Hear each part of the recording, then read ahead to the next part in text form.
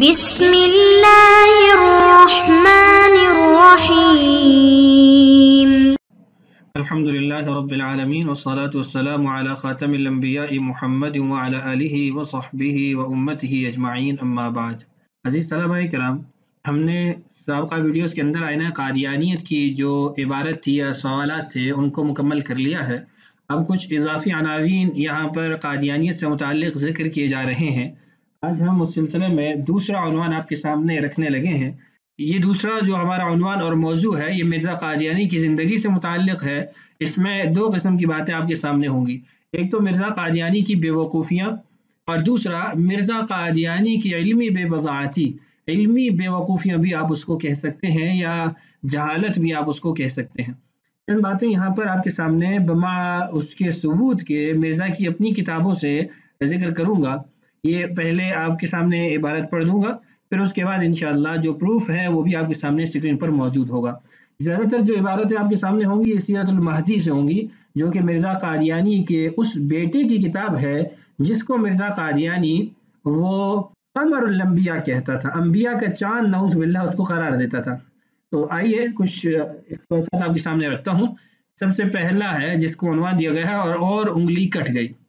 خاکسار کے ماموں ڈاکٹر میر محمد اسماعیل صاحب نے مجھ سے بیان کیا کہ ایک دفعہ گھر میں ایک مرغی کے چوزا کے ذبح کرنے کی ضرورت پیش آئی اور اس وقت گھر میں کوئی اور اس کام کو کرنے والا نہ تھا، اس لیے حضرت صاحب اس چوزا کو ہاتھ میں لے کر خود ذبح کرنے لگے، مگر بجائے چوزا کے گردن پر چھری پھیرنے کے غلطی سے اپنی انگلی کاٹ ڈالی، جس سے بہت خون بہہ گیا اور آپ توبہ توبہ کرتے ہوئے چوزا کو چھوڑ کر اٹھ کھڑے ہوئے، پھر وہ چوزا کسی اور نے ذبح کیا۔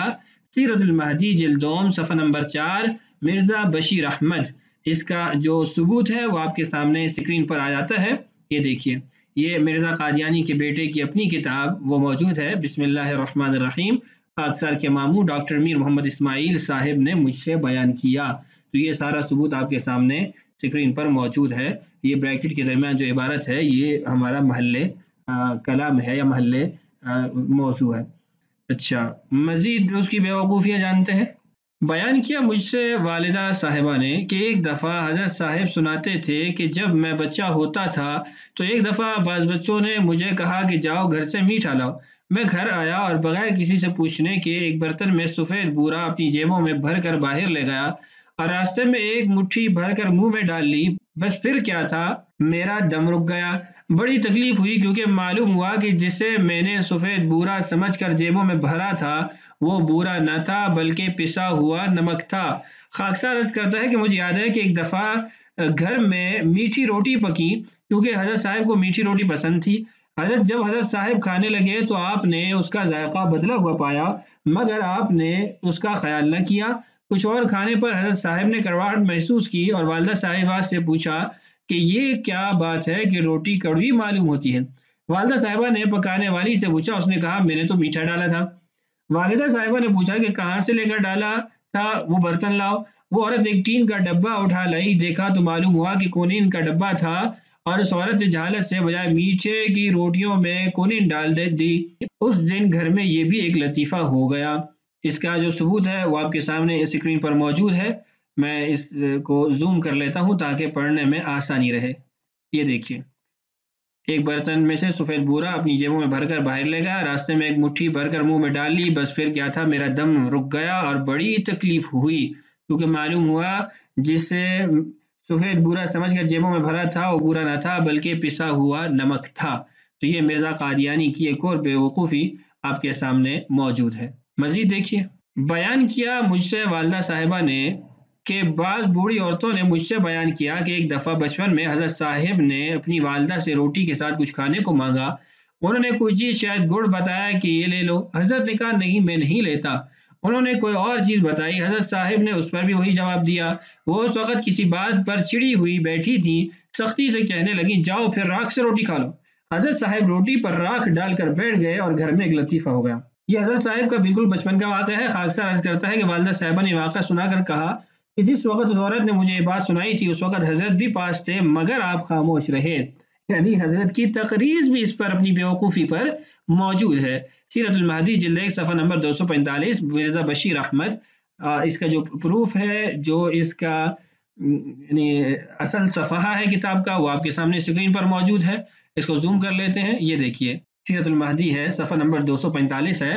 بیان کیا مجھ سے والدہ صاحبہ نے کہ بعض بوڑھی عورتوں نے مجھ سے بیان کیا، اور پوری بات آگے موجود ہے آپ کے سامنے اسکرین پر، اسی کی کتاب کا صفحہ موجود ہے۔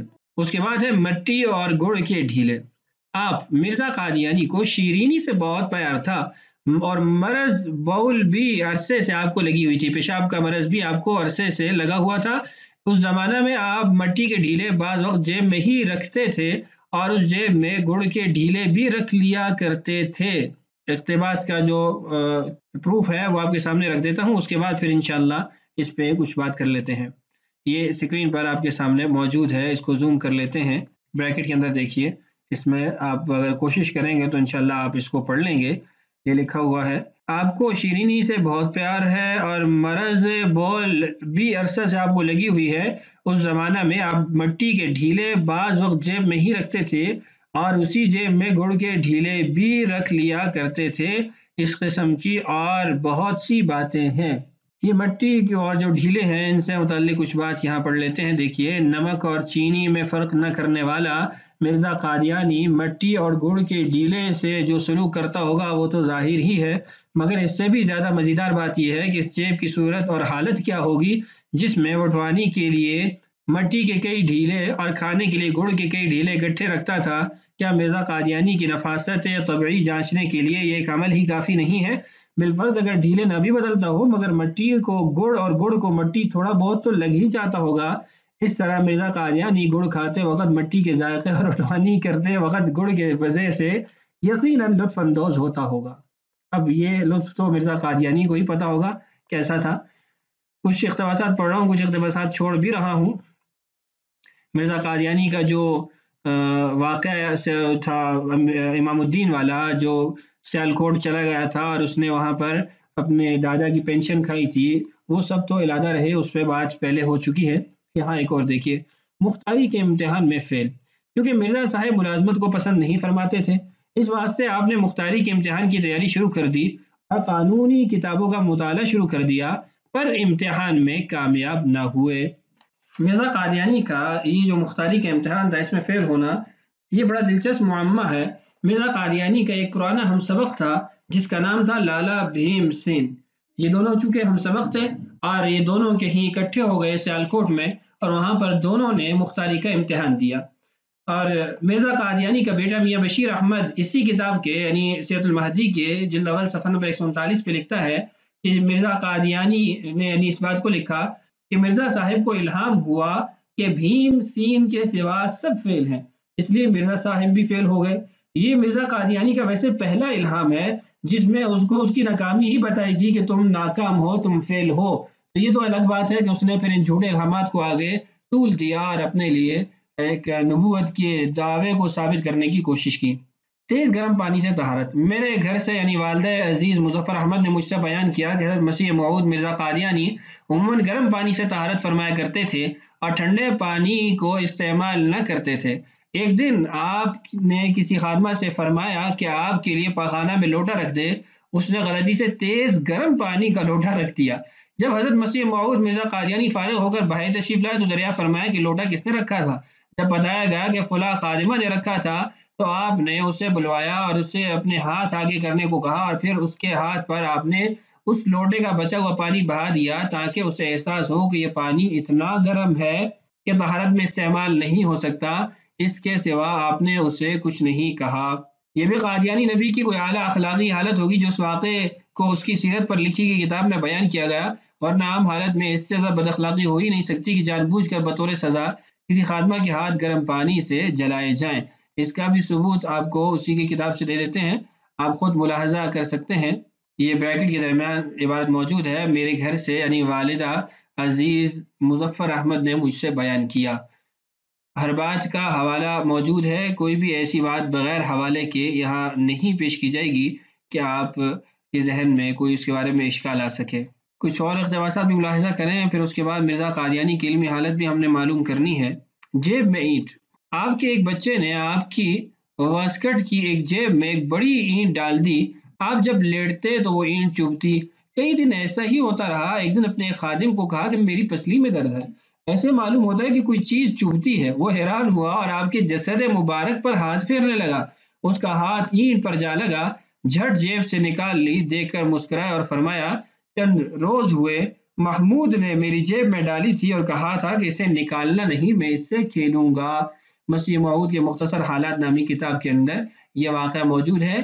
اس کا پروف بھی آپ کے سامنے آ جاتا ہے کہ جس کو اپنی جیب میں پڑی اینٹ کا الہام نہیں ہو پا رہا کہ اس کو اس وجہ سے تکلیف ہو رہی ہے، وہ خدا سے کلام لینے کا، بات چیت کا مدعی بنتا ہے. یہ آپ کے سامنے جس کے تحت نیچے یہ لائنیں لگی ہوئی ہیں عبارت موجود ہے. جاڑے کا موسم تھا، آپ کے ایک بچے نے آپ کی واسکٹ کی ایک جیب میں ایک بڑی اینٹ ڈال دی. اور یہ ساری عبارت آگے موجود ہے. تو یہ حالت ہے اس بندے کی جس کو جیب میں پڑی اینٹ کا بھی علم نہیں اور کئی دن اس سے تکلیف اٹھاتا رہا ہے.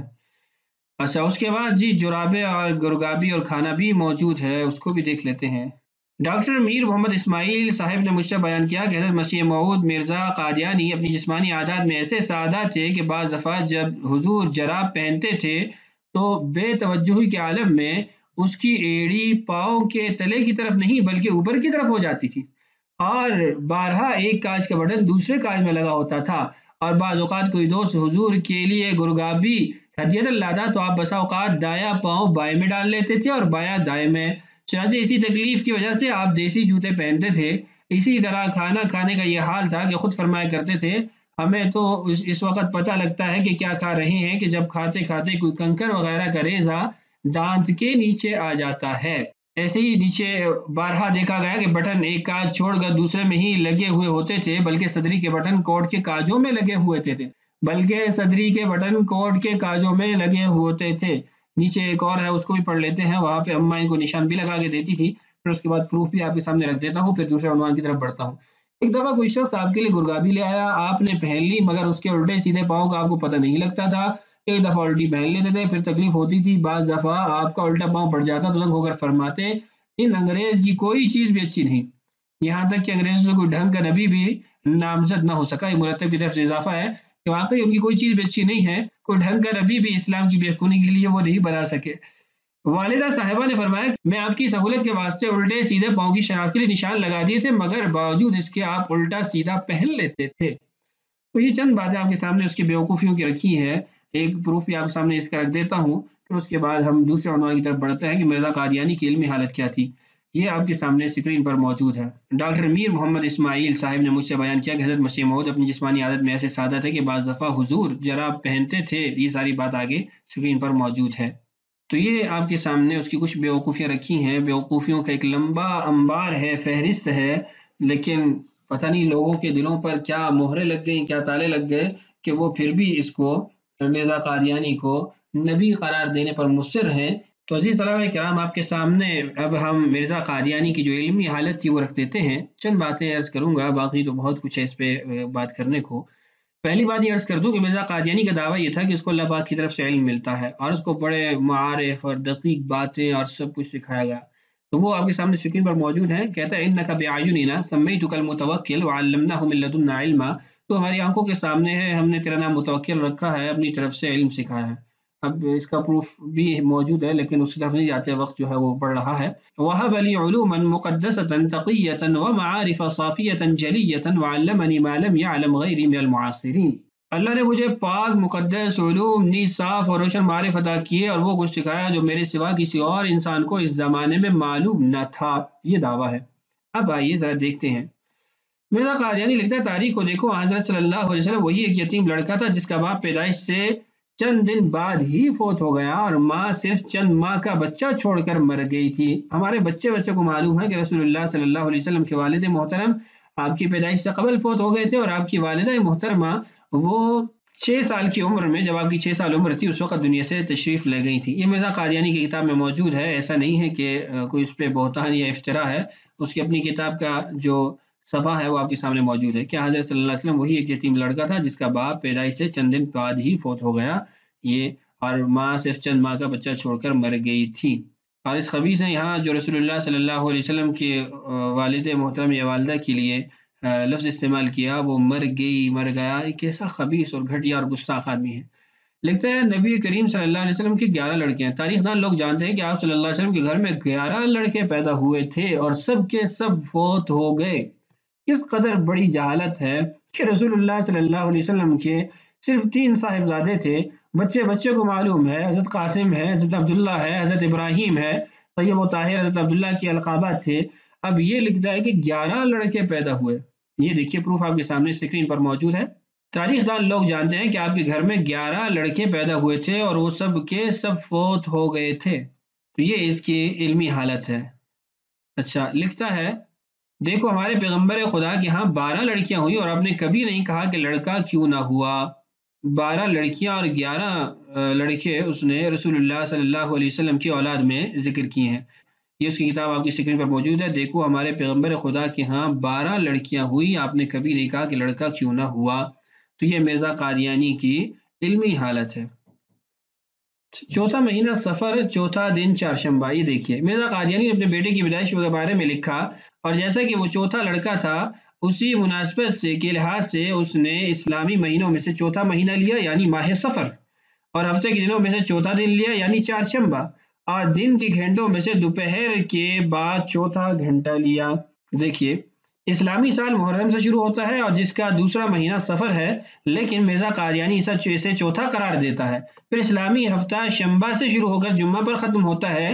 شنبہ ہفتے کو کہتے ہیں، یک شنبہ اتوار کو کہتے ہیں، دوشنبہ یہ پیر کو کہتے ہیں، چہار شنبہ 5واں دن ہے، لیکن مرزا قادیانی اسے چوتھا دن کہتا ہے، یعنی یک شنبہ، دوشنبہ، سہ شنبہ، چہار شنبہ، اس سے پہلے شنبہ ہے جس کو ہفتے کے دن کو کہا جاتا ہے، یوں یہ چہار شنبہ یہ 5واں دن ہے ہفتے کا، لیکن مرزا قادیانی جو سلطان القلم بنا پھرتا ہے اور علم کے بڑے بڑے دعوے کرتا ہے، اس کا حال یہ ہے کہ اس کو یہ نہیں پتا کہ چہار شنبہ ہفتے کا 5واں دن ہوتا ہے اور سفر دوسرا مہینہ ہوتا ہے اسلامی مہینوں میں۔ چند باتیں آپ سے عرض کی ہیں، ہمارے ویڈیو کا دورانیہ کافی ہو چکا ہے، اسی پہ بحث کرتے ہیں، اکتفا کرتے ہیں۔ تو مرزا قادیانی کی حالت آپ کے سامنے آ گئی، اس کی بیوقوفیاں بھی اور اس کے علم کی حالت بھی۔ تو اس کے بعد بھی اگر کوئی مصر ہے اس بات پہ کہ وہ اس کو نبی مانے، تو پھر یہ اللہ تعالیٰ کی طرف سے اس پر ایک عذاب ہی ہے۔ اللہ تعالیٰ ہم سب کو اور کائنات کے ہر انسان کو اس گندے فتنے سے محفوظ فرمائے۔ السلام علیکم ورحمۃ اللہ وبرکاتہ۔